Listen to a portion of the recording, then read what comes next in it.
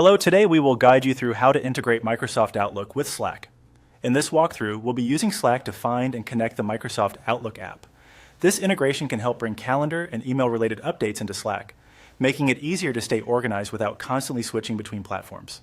The setup is straightforward, and we'll move through it one step at a time. To begin, open Slack and make sure you're in your workspace and looking at the main Slack interface.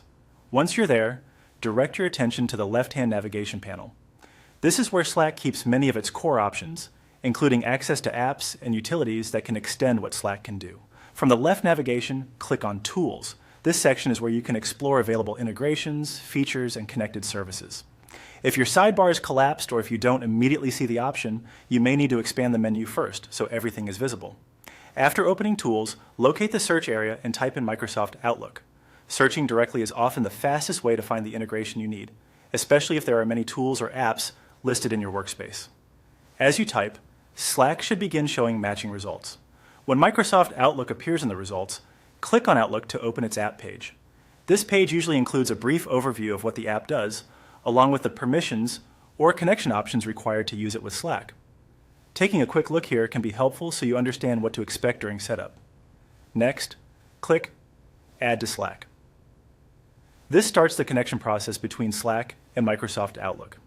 From here, simply follow the on-screen procedure to complete the integration.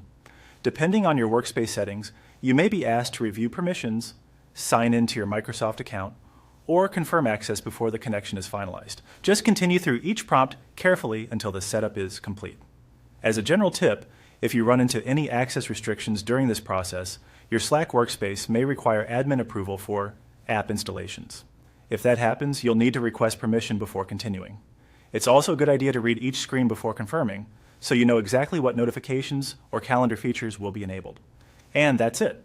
Once the process is complete, Microsoft Outlook will be integrated with Slack and ready to use according to your workspace's available features.